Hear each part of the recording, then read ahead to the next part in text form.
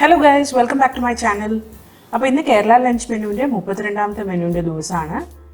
ഇന്നത്തെ മെനുവിൽ ഞാൻ സിമ്പിളായിട്ടുള്ള 2 റെസിപ്പീസാണ് ഉണ്ടാക്കിയിട്ടുള്ളത്. ഒന്ന് കയ്പക്ക കൊണ്ടൊരു പിട്ല എന്ന് പറയുന്നത് തേങ്ങയൊക്കെ അരച്ച് കുറച്ചൊന്ന് വറുത്തരച്ചൊരു എരിവും പുളിയൊക്കെ ഉള്ള കറിയാണ്. അതിൻ്റെ ഒപ്പം കൊത്തമരയും കൊണ്ട് തോരൻ ഉണ്ടാക്കിയിട്ടുണ്ട്, കുറച്ച് സാലഡും പിന്നെ ചോറും വെച്ചിട്ടുണ്ട്.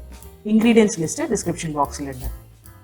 അപ്പോൾ ഇതുണ്ടാക്കാനായിട്ട് ഒരു പാനിൽ ഞാൻ വെളിച്ചെണ്ണ ചൂടാക്കിയിട്ട് അതിലേക്ക് മുളക്, കടലപ്പരിപ്പ്, മല്ലി, പിന്നെ ജീരകം ഇത്ര ഇട്ടിട്ട് നന്നായിട്ടൊന്ന് വറുത്തെടുത്തു. ഒരു 2-3 മിനിറ്റിന് നന്നായിട്ട് വറുക്കുക.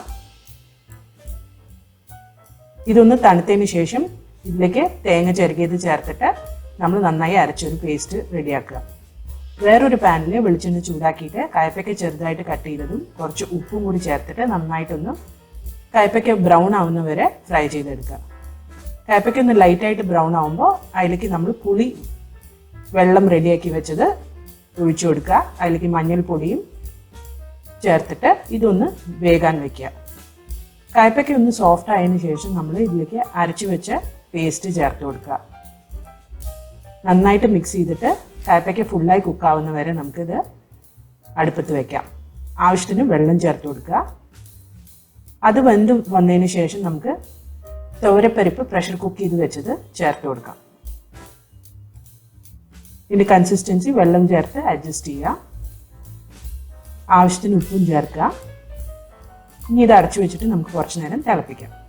ഇപ്പുറത്ത് നമുക്ക് തോരൻ ഉണ്ടാക്കാം. അതിനായിട്ട് കടുക് പൊട്ടിച്ചിട്ട് അതിലേക്ക് കൊത്തമര ഞാൻ ഓൾറെഡി ഒരു സ്റ്റീമറിലിട്ട് ആവി കൊള്ളിച്ചെടുത്തിട്ടുണ്ട്, അത് ചേർത്ത് കൊടുക്കുക. അതിൻ്റെ ഒപ്പം തേങ്ങ, പച്ചമുളക്, ജീരകം, വെളുത്തുള്ളി, ചെറിയുള്ളി ചതച്ചെടുത്തത് ചേർത്തിട്ട് അതിലേക്ക് ആവശ്യത്തിന് ഉപ്പും ചേർത്ത് കൊടുക്കുക.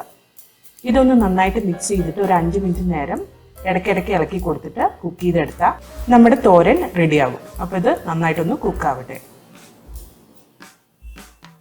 ഇപ്പുറത്ത് നമ്മുടെ പിട്ല നന്നായിട്ട് തിളച്ച് വന്നിട്ടുണ്ട്. ഇനി നമുക്ക് ഇതിലേക്കൊന്ന് വറുത്തിട്ട് കൊടുക്കാം. അതിനായിട്ട് കടുകും കായും കരിവേപ്പിലയും കൂടെ ഞാൻ വറുത്തിട്ട് ചേർത്തിട്ടുണ്ട്. അപ്പോൾ ഈ സിമ്പിൾ റെസിപ്പി നിങ്ങൾ വീട്ടിൽ ട്രൈ ചെയ്ത് നോക്കിയിട്ട് കമൻറ്റ് സെക്ഷനിൽ അറിയിക്കുക. അടുത്ത പ്രാവശ്യം ഒരു പുതിയ റെസിപ്പിയുമായി വരുന്നവരെ ബൈ.